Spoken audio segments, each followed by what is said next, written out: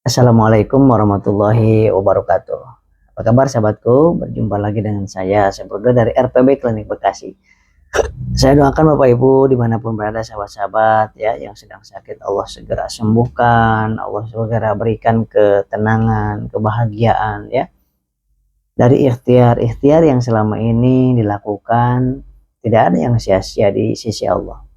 Senantiasa ada saja uh, penilaian dari Allah. Ya, dari pahala sabarnya, pahala ikhtiarnya, pahala ridhonya, pahala syukurnya, dan pahala sedekahnya. Semua itu akan dijawab oleh Allah di waktu dan saat yang tepat. Masya Allah, luar biasa. Doanya juga menjadi sebuah pahala kebaikan.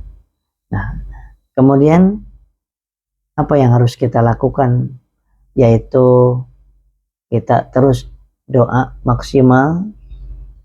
Tapi sebelum berdoa, kita bersihkan dulu dosa-dosa kita.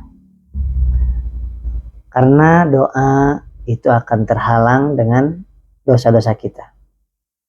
Karena kita adalah orang yang senantiasa berdosa. Lupa ke Allah itu dosa, melalaikan sholat itu dosa, bergantung kepada makhluk itu dosa, ya. Kemudian memuja-muja makhluk juga dosa, ya. Kemudian memuja-muja ataupun menuhankan ikhtiar juga dosa. Nah, itulah perlu dibersihkan dosa-dosa kita sebelum kita berdoa. Dengan apa? Dengan sholat taubat setiap hari, minimal habis maghrib 2 rakaat, ya. Kalau bagusnya lagi setiap sholat wajib kita sholat taubat 2 rakaat sebelum atau sesudahnya, kecuali asar sama subuh jangan. Nah, kemudian sahabatku, mulai dosa kepada anak, kepada istri, kepada suami, pada orang tua, mertua, tetangga, teman, banyak sekali dosa kita. Dosa tangan, mata, telinga, banyak sekali. Maka sholat taubat baru kita munajat. Teruskan munajat kepada Allah, ikhtiarnya lanjutkan di jalan yang Allah ridhoi.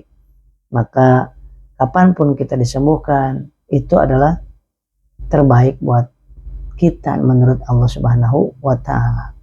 Karena sakit adalah meningkatkan derajat kita, menambah pahala kita, menghapuskan dosa kita, membuat Allah cinta dan Rasul juga cinta kepada kita. Yang penting kita ikhtiar, sabar, dan kemudian tawakal kepada Allah hasilnya, dan berprasangka baik kepada Allah. Karena apapun yang Allah berikan kepada kita, tidak ada lain kecuali supaya kita merasa butuh kepada Allah dan menangis meratap di hadapan Allah dan mengakui bahwa kita ini makhluk yang lemah, Allah maha hebat, maha kuasa.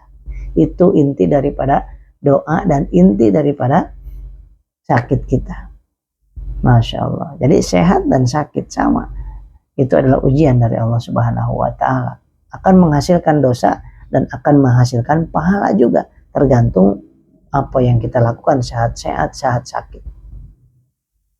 Sahabatku, tujuan hidup ini adalah mengenal Allah. Maka ada orang yang mengenal Allah, dekat dengan Allah dengan banyaknya harta, kemudahan, dan sehat. Dekat ke Allah dia. Tapi ada juga yang dikasih sakit, makin dekat ke Allah.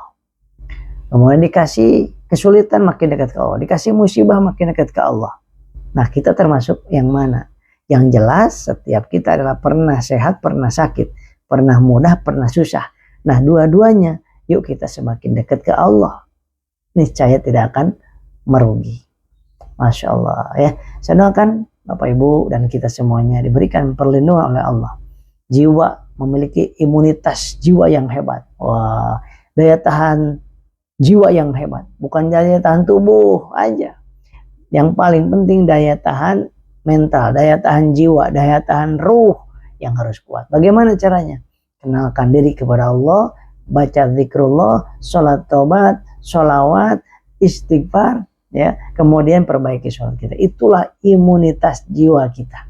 Ketika jiwa kita kuat, kokoh, tangguh, maka sakit fisik sehebat apapun, sakit mental sehebat apapun, itu akan senantiasa tangguh, kokoh, semangat, dan semakin dekat kepada Allah Subhanahu wa taala. Barakallah, mudah-mudahan disehatkan, ditenangkan, ditentramkan, dibahagiakan oleh Allah. Amin. Assalamualaikum warahmatullahi wabarakatuh.